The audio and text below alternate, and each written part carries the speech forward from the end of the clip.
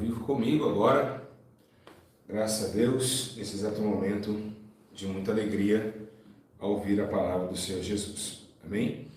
Bom, Igreja do Senhor Jesus, hoje dia de redenção e dia de ensino. Hoje nós vamos aprender algo muito importante sobre os parâmetros de se aproximar de Deus. Já que Deus nos cobrou isso, nós vamos então, através desse exercício de fé, levar em consideração a intimidade com Deus. Hoje eu vou ensinar a vocês como se aproximar do Senhor, como se aproximar de Deus, e é uma necessidade que estamos vivenciando, Nós estamos num tempo onde a necessidade de se aproximar de Deus está cada dia mais preocupante, É muito preocupante quando você vê toda a terra distanciada do Senhor, toda a terra longe dos seus mandamentos. Então, é de uma forma bem clara e objetiva que hoje nós vamos aprender um pouquinho como se aproximar de Deus, Como trazer a essência novamente, como ficar mais próximo do Senhor, Então, a Bíblia menciona alguns versículos e algumas estratégias de como chegar mais perto do Senhor Jesus, tá certo?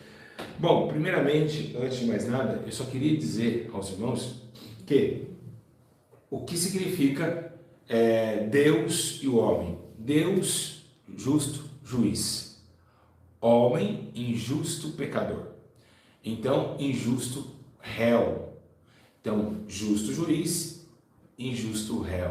Tá certo? Somos injustos e somos réus. Então, automaticamente, é muito difícil você ver num tribunal um réu e um juiz ter amizade. Mas, através do inocente Jesus Cristo, trouxe a sentença que era contra nós e colocou amizade com o justo Deus, porque tinha ligação com sua descendência, Cristo Jesus, e fez com que os homens interligassem novamente a Deus. E a ideia, a Bíblia diz que agora aqueles que não andam segundo a carne, mas andam segundo o Espírito, não há mais condenação sobre ele. Automaticamente, de réu se torna filho ou servo do grande juiz. Então sabemos nós que temos uma divisão, algo que separa a minha e a sua vida. O que fez separar nós de Deus? Logicamente o pecado. Bem, a Bíblia diz em Isaías 59 que diz: a minha mão e os meus ouvidos não estão fechados para que não possa ouvir, nem minha mão travada que não possa salvar. Mas os vossos pecados fazem divisão entre eu e vocês. Agora, como se aproximar desse Deus? Se você pegar a história, todavia Deus tem tentado se aproximar do homem.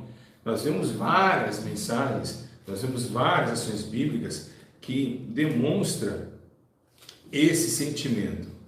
Um sentimento de glória, ao mesmo tempo um sentimento de muitas derrotas humanas em trazer novamente a redenção para com o céu. Queria deixar bem claro e também relatar a todos vocês que prestar bem atenção no que vai ser mencionado aqui. Muitas pessoas acharam que ia ser no canal principal, então muitas pessoas estão perdendo ao vivo esse vídeo, e é um vídeo muito importante. Para os dias atuais, é um vídeo de uma necessidade muito grande, é um vídeo de muita preocupação. E aliás, lembrando nós, a todos vocês que estão aqui, a maior preocupação é você ser amigo de Deus. Você não tem interesse algum a sua vida ser amigo do seu vizinho, ser amigo do amigos da escola. Não tem esse parecer, Não temos essa condição de ficar se preocupando em ser amigo do homem, não. Temos que ser amigo de Deus, porque Deus é eterno e o homem é só para essa terra.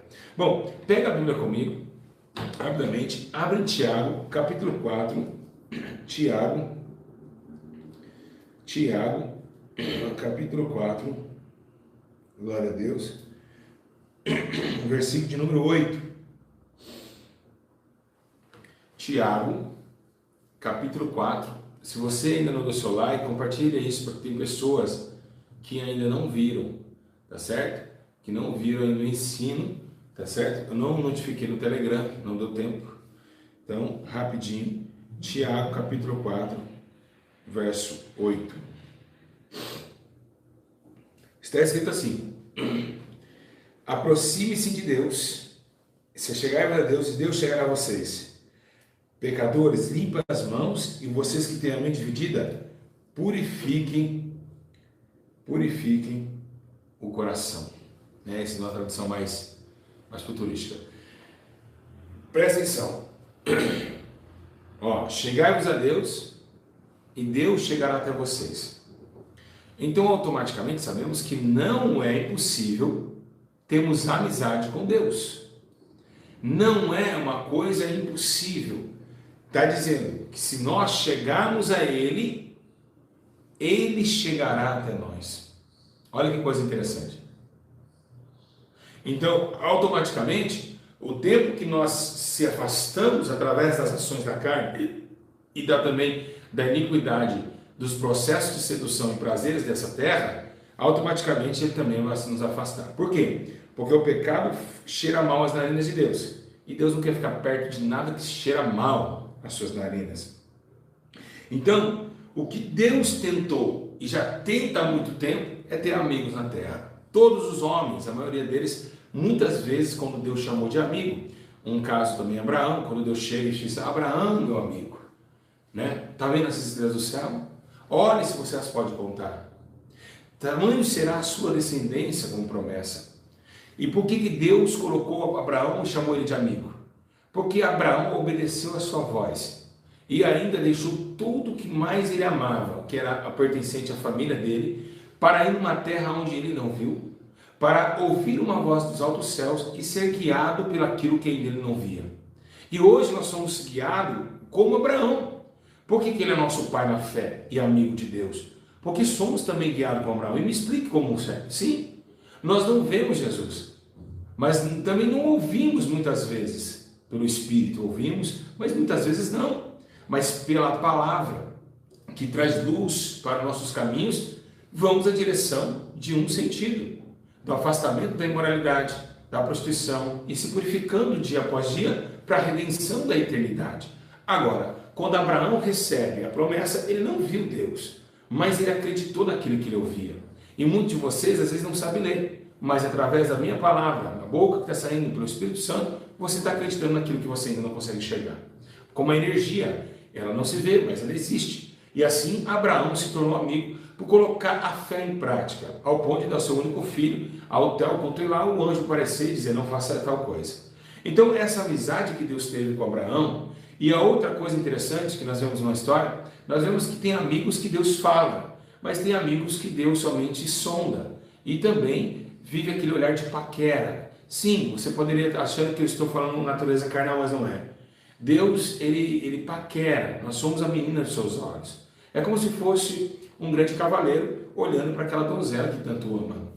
Assim também aconteceu nos versículos, nos livros de Jó, quando Satanás odiava a terra. E chegou uma menção onde ele diz: está vendo o meu servo Jó? Se você está vendo, é porque eu estou vendo também. Então Deus estava contemplando a vida de Jó. Não chamou Jó para ir numa terra alguma, como fez com Abraão, mas paquerou o seu jeito de viver, porque era um homem justo, íntegro, se afastava da aparência do mal. Mas esse também chegou a ter acessibilidade de ser chamado amigo de Deus. São outros homens também, como Moisés, que vem com as mãos cheias de sangue, tomando ali de morte, mas depois do homicídio que praticou dentro dos confins do Egito, foi chamado também para levantar o povo, a libertar o povo de Israel, que estava preso desde a morte de José do Egito.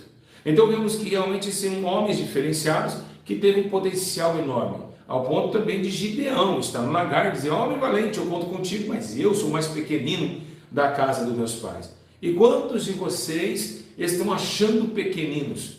Quantos de vocês estão achando que não pode, não consegue e não faz? Mas Deus escolheu as coisas que não são para aniquilar as que são, ou vice-versa.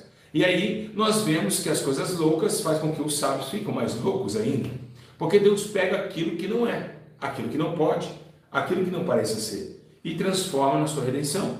Então essa amizade que Jesus veio, que dizendo: eu não vim para os que estão justos, eu vim para os que estão os pequenos e feridos, é para trazer amizade novamente para aqueles que não tinham amigo, pessoas que não tinham alguém para confiar. Então Deus colocou o teu filho agora como verbo vivente para trazer a transação de um novo conhecimento.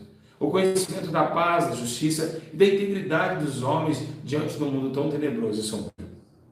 Enquanto o mundo gerava em torno de trevas, cansaço e iniquidade, Jesus trouxe a nós a redenção da nova aliança, tentando trazer a todos os homens, os pecadores, a redenção da sua graça. E pela misericórdia, somos alcançados pelo genuíno amor do Evangelho verdadeiro, trazendo a essência da palavra de Deus. Isso faz a menção do teu poder e se reflete em nós a sua glória, ao ponto que ele disse: eu já sou a luz, estou indo embora, mas vocês agora são a luz do mundo. Vocês são o sal da terra. E essa unificação de entender que o céu e o ser humano pecador miserável pode estar na mesma sintonia é algo muito importante. O que Deus requer de nós? Amizade. O que Deus requer de nós? Uma ligação verdadeira, justa e honesta.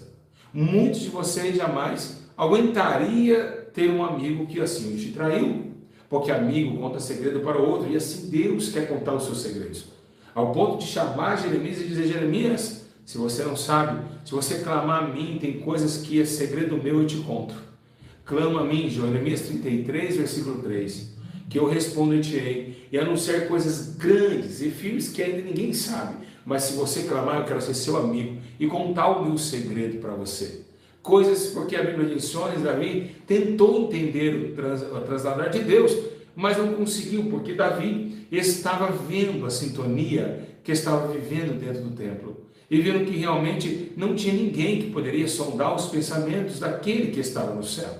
Assim, Davi escreve uma carta dizendo que insondava os seus pensamentos, mas até aquele ponto, porque Deus trouxe essa graça de se revelar a nós pelo teu espírito da sabedoria e do conhecimento, que veio através da redenção do sacrifício na cruz. Pois agora, assim como Jesus subiu, a promessa foi o espírito do entendimento descer para transformar o homem de criatura para filhos herdeiros, para uma comunicação real com o Pai. E isso faz com que nós entendemos e gememos por dentro, querendo a explicação da nova redenção. O nosso espírito tentando gemer dentro de nós, mas tentando analisar que não é mais daqui e que precisa ir embora desse lugar tão tenebroso.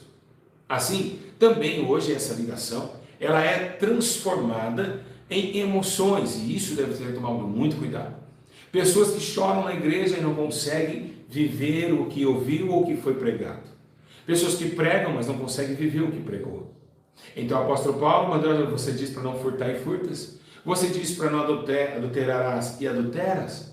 Então o apóstolo Paulo estava preocupado porque dentro desse emocionalismo, de uma redenção tão linda, tão gloriosa, que foi a cruz do Calvário e a ligação do Pai para com a terra e a terra com o Pai, vemos as emoções entrando no nosso lugar.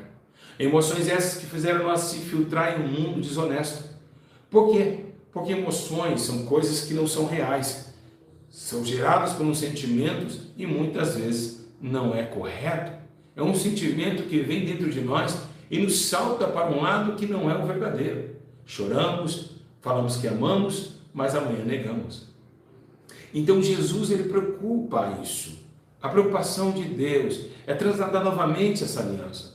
Não somente como João, que deitava ao seu ombro, ou Pedro, que disse: pode ter certeza que depois dessas 3 perguntas, eu apacentarei a tua casa. Pode ter certeza, eu te amo. Cuida das minhas ovelhas, eu te amo e vou cuidar das suas ovelhas. Essa é a responsabilidade que temos com a terra, com a obra do Senhor que é tão linda, com a obra tão poderosa e honesta. Então toda a escassez desse tempo presente se revela na não atitude e não no compromisso com a verdade e burlando suas leis e tentando analisar práticas humanas. Não precisamos mais de Deus e de seus mandamentos, como diz os homens do antigo passado, que perverteram a aliança com Deus, mas eles ficaram sem amigos, sem estrutura, sem confiança, sem segurança. Mas os que temem o Senhor andará ao seu caminho. E a Bíblia diz que 1000 cairão ao teu lado, às vezes, porque ele defende os seus amigos. Agora, o que Deus requer de nós? Deus quer que essa aliança seja feita com verdade e com honestidade, com muita sinceridade. E é uma coisa que hoje o ser humano está complicado. O ser humano, ele está tentando passar por alguns limites, mas a sua ignorância não faz com que ele chegue a ser até Deus. Então, o que Deus requer? Ele quer com o coração quebrado, ao ponto de olhar para dentro do templo e dizer: Salomão, se este povo se humilhar, e a minha face buscar, eu ouvirei dos céus, e ainda eu sararei a sua terra. Mas ele diz, se humilhar e orar. Primeira coisa, se humilhar é se arrepender. Depois orar. E hoje nós estamos fazendo o inverso. Por que Deus não desce mais a sua glória? Porque estamos orando sem arrependimento. Estamos falando com Deus como se fala com o Joãozinho da padaria ou o Zezinho da farmácia. Não temos mais arrependimento para falar com Deus. E isso faz com que Deus não desce com sua glória. Então um pouco toma o pé dentro do templo. E o templo hoje é o nosso corpo. Hoje nós estamos negando Jesus a cada dia que passa. É logicamente que o tempo se esfriou e não conseguimos mais entender aonde está o verdadeiro amor de 1 Coríntios capítulo 13. Então vocês que estão nessa noite, vocês que hoje acham que têm essa convicção que Davi tinha, lá no Salmos 42, verso 1 e 2, ele disse, assim como as cordas, elas anseiam pela água tranquila, assim a minha alma anseia por ele. Então essa ligação da terra para com o céu, ela precisa ser uma que vem de dentro. Porque um coração contrito, despedaçado e arrependido, Deus jamais desprezará. Mas é necessário que seja verdadeiro. E é por isso que Deus está triste no céu. E por que Deus está triste? Deus está triste porque o ser humano está capacitado a fazer o que ele bem apraz, mas não está capacitado a fazer aquilo que deve ser feito. Então, por isso, essa amizade com a terra está sendo cada dia mais complicada, porque o povo não tem mais, o povo é obstinado, o povo está obstinado e Jesus está triste, o Espírito Santo chorando, porque o povo não quer mais a luz ao mundo. A Bíblia diz que amaram mais as trevas, né, do que a luz, e realmente é complicado. Quando Deus ele tenta uma ligação com Israel, ele manda uma carta, ele peça, fala para o profeta Isaías, lá no capítulo 65, ele diz assim, ó, antes de clamarem, eu responderei. Imagina, ainda não estarão falando, mas eu os ouvirei. Eu tenho uma aliança com você. Porque antes de você falar, já sabe o que você vai falar, Jesus falou isso. Né? Então, antes de vocês clamarem, eu sei sua necessidade. Então, Deus é um Deus muito zeloso com seus amigos. Ele manda anjos para te defender. Ele tem todo, ele te dá um recurso inteiro. Ele te dá, é como se fosse uma empresa, a vinha do Senhor. A vinha do Senhor é como se fosse, olá, tudo bem? Olá, senhor, tudo bom? Qual é o seu nome? Júlio César. Bom, Júlio, nossa vaga é para missionário e evangelista. Tá bom? A sua função aqui é ir por todo mundo, pregar o evangelho a toda criatura. Tudo bem, senhor. Está preparado? Estou preparado. Mas e aí, como que vai ser os bônus? Não é agora, a gente não tem hora para pagar. Porque o pagamento é depois da morte, é claro, então não tem hora para pagar. Não estou gostando muito não desse trabalho não, acho que eu vou para outra empresa. Mas ó, Jesus chega para mim, porque ele que está me entrevistando, ele fala, tá bom, para você não ir para outra empresa, eu vou colocar um bônus aqui no lerite. Qual é o bônus? O bônus é que se você ganhar uma alma que você perverter do caminho da injustiça, eu perdoo multidões de seus pecados. Tudo Jesus fez. E ainda eu vou chamar você de sábio. Porque quem ganha a alma sábio é. Quem tem sabedoria, entenda. E ali, Jesus faz esse convite aos homens para trabalhar na tua vida, dando um abono para ele, tirando o peso dos seus pecados, das suas injustiças, e ainda entregando o domínio do céu. Domínio esse, entre aspas, é claro. Porque assim como ele é, assim o veremos, mas julgaremos também juntamente com ele. Então a gente vai ter um domínio junto com Cristo na sua volta. Agora, o que precisamos saber é que esse domínio e esses frutos de videira e aonde não falta água e nem pão, é necessário sofrer e padecer, negar sua própria existência, viver os seus limites, passar e ultrapassar eles também pela fé, porque pela fé saltamos vales, muralhas. Pela fé enfrentamos o leão, o urso, pela fé enfrentamos Golias, que vem com espada, com escudo, mas nós vamos em nome do Senhor. E então, pela fé, todos venceram. O apóstolo Paulo diz que pela fé, Moisés, Abraão e todos os heróis da fé, que está escrito no livro de Hebreus, eles venceram através da fé. E assim, não é diferente dos nossos dias atuais. Precisamos ter o contato da fé para vencer os leões, os ursos e os gigantes que aparecem em meu caminho com espada e escudos. Entretanto, temos uma dimensão espiritual a zelar, que é a obediência da sua palavra e a eficácia do teu poder. Com simplicidade, com choros, jejuns, grande agonia de espírito, pedindo misericórdia em nossas falhas. Pois não podemos continuar nas falhas. Precisamos enfrentá-la ela com ética, com transparência e com domínio próprio. Trazendo isso à redenção do nosso poder, para trasladar dentro de nós o poder do ciclo da sua história, da crucificação, do tempo onde ele chorou, quando viu Jerusalém matando os profetas. E isso faz com que a nossa história mude. E é o que Deus precisa. É o que Deus conta com o homem. Ele precisa que o homem volte para ele urgentemente, para que essa obra tão linda, tão poderosa não pare por aqui. É assim que Deus está dependendo de você e precisa de você que está em casa. Você que está me vendo agora, Deus precisa e quer uma aliança nova com você. Mas é necessário nascer novamente, para que os frutos de justiça transbordem a iniquidade que opera em nós. Porque aquele que fizer juízo e justiça certamente viverá e não morrerá pela iniquidade que transporta em nós. Pela justiça que praticou, nós devemos viver. Então, esse é o poder do Senhor. É a glória dos seus efeitos. É o poder da translação do ser humano aqui, que vai um dia morar na reina da glória. Poderemos sim acreditar em muitas histórias em quadrinhos, como Rapunzel, Cinderela, mas existe uma história que vai se findar e vai ser real. Que um dia um príncipe irá nos resgatar desse castelo de amargura chamado vida terrena e nos levará para a grande glória do seu castelo celestial. E isso virá com um cavalo branco e na tua coxa escrito Rei dos Reis, Senhor dos Senhores. A terra vive e geme pelo pecado e a iniquidade. Os homens estão indecisos, estão perdendo o caminho.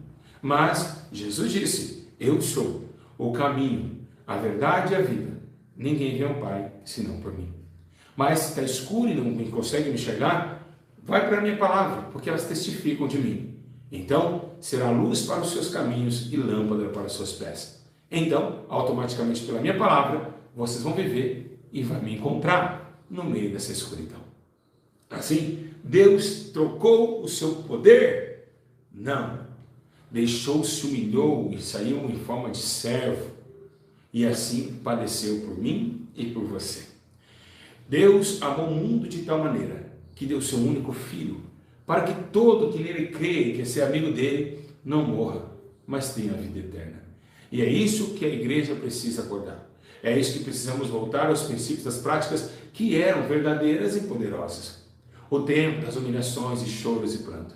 O tempo quando nós éramos vivenciando um tempo de salvação, ao ponto de chorar, ler a sua palavra, conhecer mais o seu caminho e transladar no seu próprio amor. Deus conta com todos nós, para que possamos juntos sofrer aqui embaixo pelo seu reino, assim como os apóstolos, discípulos sofreram. Como se aproximar de Deus com o coração reto, com uma alma quebrantada, com o espírito interlaçado em sofrimento muitas vezes, mas com arrependimento na alma. E isso vai fazer com que vocês tomem o conceito da tua graça e da glória do seu poder. Vamos, se nós conseguimos chegar lá, através de muita humilhação, através de muita vigilância quando saímos de casa, nós vamos sim conseguir estar mais próximo de Deus. Igreja, muitos de vocês em casa pode olhar e dizer, ele está lendo, eu não estou lendo uma folha sequer à minha frente. Muitas pessoas ficam de boca aberta pela minha sabedoria, de saber hoje um dos pastores mais sábios desse Brasil. Mas eu não me glorio nisso. Essa sabedoria eu não posso ficar para mim, eu tenho que repartir com você. Pois está escrito, quem tem sabedoria, divide para quem não tem. e reparta-o. Então, ela não é minha, ela veio do Senhor há 13 anos atrás. O compartimento da sabedoria que abriu os céus, abriu e desceu como chuva e tomou os meus lombos e me encharcou com sua graça e com seu amor. Isso, muitas pessoas poderiam dizer, meu Deus, tem uma cortina atrás dele, ele está lendo, não estou lendo. Quem está falando com vocês é o Espírito da sabedoria de Jeová, o Todo-Poderoso, que reina dentro dos nossos corações e faz-nos entender as metas e as metáforas dessa vida, mesmo ainda tendo vírgulas no caminho.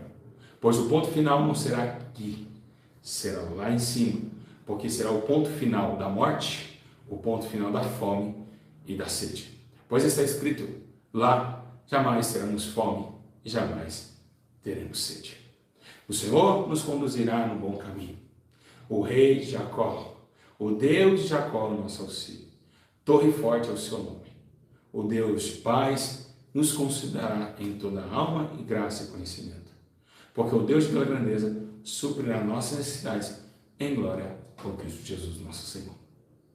Que Deus abençoe todos vocês, que o Espírito Santo abrace vocês de uma forma gloriosa e que nós podemos seguir o cronograma que estamos começando nas orações da madrugada, nos jejuns e nos choros, e poderemos se aproximar do Senhor. Pois o Senhor não está, de forma alguma, irado ou com contenda com o homem. Ao contrário, Ele quer que todos se aproximem dEle. E é o que nós vamos fazer. Um grande abraço a todos. Fiquem na paz do Senhor Jesus e na força do poder de Deus. Pois o Espírito Santo está na terra para dar a cada um segundo a sua recompensa. Logo, logo, estaremos num corpo glorificado de glória e estaremos indo para o Senhor na glória. Nesse dia, será dia de muita festa, onde os nossos corações deixarão de ser impuros e estaremos num corpo incorruptível, que jamais haverá o pecado e a morte. Nesse dia, trasladaremos um ser novo e tomaremos da água da vida. Receberemos novo nome, novas vestes, novo céu, nova terra e cantaremos um novo cântico. Pois tudo se fez novo. E o que se passou, passou. Essa terra e esse céu passarão, mas nenhum ponto da sua palavra há de passar. Eu, como ministro e embaixador de Cristo, deixo esse legado para que todos nós voltamos para o Senhor, enquanto se pode achar. Pois chegará um dia que a vida será arrebatada aos céus, porque a vida pertence ao céu. E é para lá que ela tem que voltar. Que o Espírito Santo abrace vocês. Peço encarecidamente, pela vontade do Espírito Santo, que vocês comentem o que vocês ouviram e entenderam, para que a glória de Deus abunde. Que Deus abençoe. Até aqui o Senhor colocou sua palavra em minha boca. Que o Espírito da sabedoria que está na minha vida venha te visitar também. E que todos nós sejamos contentes como um cirandinho de criança naquele dia, naquele reino glorioso que é a Nova Jerusalém. Do lado do Todo-Poderoso Deus estaremos o nosso coral, os nossos irmãos que venceram este mundo e estão com vestes novas, com pau nas mãos, cantando: Santo, Santo é o Cordeiro, e o seu reino é bendito e eterno. Igreja, beijo vossos corações. Não li nada, não foi nada decorado, tudo pelo poder do Espírito. Que Deus abençoe e que você compartilhe esse ensino para dizer às pessoas que Deus procura verdadeiros adoradores. Não é somente naquele monte, não é lá em Monte Baixo. E deixando aqui uma ressalva, antes de terminar esse vídeo, uma observação bem clara. Muitos hoje nós estamos com o costume de pessoas falarem que só homem de Deus sobe no monte. E quem sobe no monte é homem de Deus. A irmã, a mulher de Deus é de monte. Aquele homem é homem de Deus porque ele é de monte. Escute. Foi assim também que a prostituta perguntou para Jesus. Dizem que é naquele monte que deve adorar. Diz que só pode adorar naquele monte. Jesus falou: não, acabou esse negócio de monte. Acabou esse negócio de monte. No monte Deus chamava os profetas, acabou. Agora não digo neste monte. também não digo naquele outro monte, mas chegou a hora, e a hora já chegou, que os verdadeiros adoradores adorarão o Pai em espírito e em verdade. Então, dentro da sua casa, você vai encontrar o Espírito Santo. Em qualquer lugar que você estiver, a glória de Deus estará com vocês. Então, Jesus disse, se entrar no seu quarto, fecha a porta e oculto, Deus vai te ouvir. E deixar bem claro, é isso que Deus está triste. Se monte é lugar de separação, por que você leva o seu celular? Se o monte é o seu lugar de estar com Deus, por que você faz live no monte? Não é uma separação de tudo? Não é uma separação de pessoas? Não é separação, é você e Deus? O monte é lugar de ficar no WhatsApp, falando com o povo lá embaixo? Quando Moisés ficou com o povo e não falou com ninguém, ele só falava com Deus. Então a hipocrisia humana está a cada dia mais acesa. Isso não é separação. Isso é mostrar para homens que estão em cima da montanha. Digo, na verdade, vos digo que já recebeste o teu galardão. Mas não vai receber, porque não é obra de justiça. Mas isso é trazer para o povo, dizer, eu estou no monte. Então, essa amizade que Deus quer é oculta.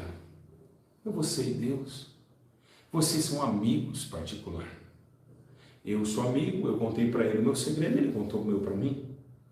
Que Deus possa estar dando direção para que vocês possam, cada dia mais, receber a sabedoria do Senhor, porque é chegada a hora e a hora já chegou.